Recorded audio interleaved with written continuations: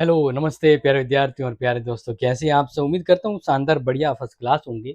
यहाँ पर स्टूडेंट की अभी डिमांड आ रही है कि सर हमारे टर्म टेस्ट जो हैं वो शुरू हो रहे हैं, तो कुछ इम्पोर्टेंट क्लास और मॉडल पेपर आ जाए तो बेस्ट रहेगा। तो हमने भी आपसे प्रॉमिस किया कि डेफ़िनेटली हमारा पूरा प्रयास रहेगा आपके टर्म टेस्ट को लेकर।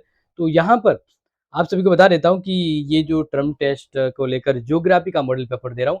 ज्योग्राफी की अभी क्लासें शुरू नहीं हुई है क्योंकि डिमांड कम आ रही थी। लेकिन अगर आपको लग रहा है कि क्लासेस ज़्यादा से ज़्यादा आनी चाहिए और आप रेडी हैं तो हम ज्योग्राफी की क्लासें कंटिन्यू करेंगे और आप अपने एग्ज़ाम मेन एग्ज़ाम से पहले क्लियर कर सकें। तो फिलहाल यहाँ पर मैं ज्योग्राफी के टर्म टेस्ट को लेकर मॉडल पेपर बता देता हूँ, जिसको याद कर लीजिएगा, अच्छे से याद कर लीजिएगा। क्लियर? देखिए, यहाँ पर है, जैसे आप सभी को पता है, टर्म टेस्ट के लिए मैंने आपको पहले भी बताया है कि जो टर्म टेस्ट होता है वो यूनिट 3 तक होता है।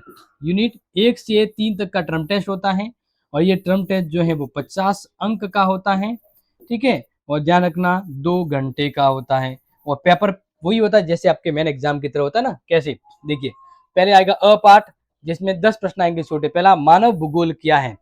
ये प्रश्न आपके एग्जाम में प्रिंटेड है, नोट कर लीजिएगा।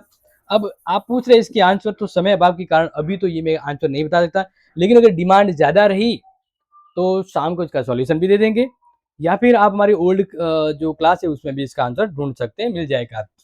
दूसरा है, मानव भूगोल के सिद्धांत क्या है? मानव भूगोल से संबंधित कौन कौन से सिद्धांत है उसके नाम आपको बताना है। बड़े इंपॉर्टेंट प्रश्न है ये और सिस्टमेटिक तैयार है तो आपके लिए बहुत अच्छे काम करेंगे। फिर तीसरा प्रश्न जो है, मानव भूगोल और अन्य सामाजिक विज्ञानों के बीच संबंध स्पष्ट कीजिए, यानी शॉर्ट में आपको इनके बीच कंक्लूजन बताना है। ये भी बड़ा अच्छा प्रश्न प्रश्न बनता है।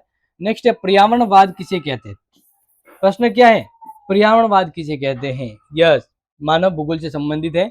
और नेक्स्ट प्रश्न है, संभववाद किसे कहते हैं या संभववाद के प्रेरणता प्रेरणता कौन है? ये प्रश्न भी पूछा जाएगा, वेरी वेरी मोस्ट।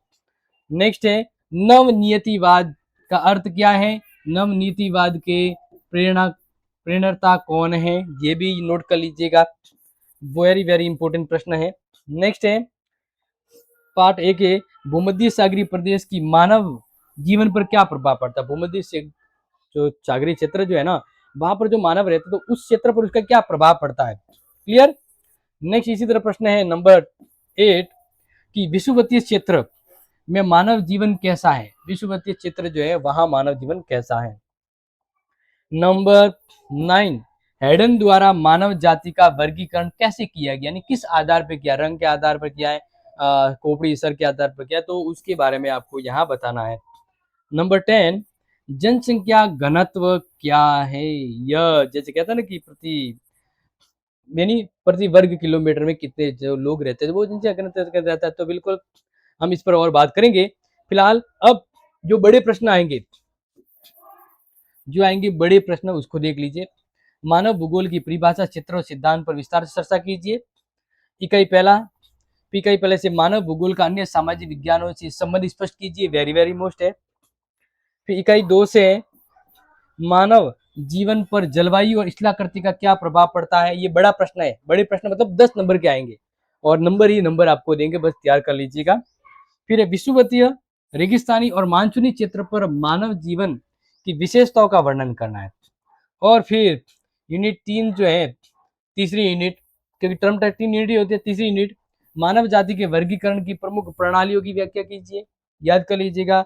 या विश्व में जनसंख्या वृद्धि और घनत्व के वितरण का विश्लेषण कीजिए। यस, तो प्यारे विद्यार्थी, ये जो मॉडल पेपर था वो मैंने आपको बताया, क्योंकि अभी समय अभाव तो कम था, क्योंकि कुछ ही स्टूडेंट ने कहा सर आज ही हमारा ज्योग्राफी का एग्जाम है तो टर्म टेस्ट का पेपर तो बता दिया। सॉल्यूशन अगर डिमांड है आपके किसी की बाकी है सॉल्यूशन सर इसका लाइव, तो वैसे तो क्लास में मिल जाएगा, लेकिन फिर भी इसका सॉल्यूशन आपको हम अगली लाइव क्लास में देंगे। कब चाहिए कमेंट में मैसेज कर लीजिएगा, और जिसको इसका उत्तर आ रहा है तो वो भी कमेंट कर लीजिएगा। बाकी मिलते हैं अगली इंपॉर्टेंट क्लास में। जय हिंद, जय भारत।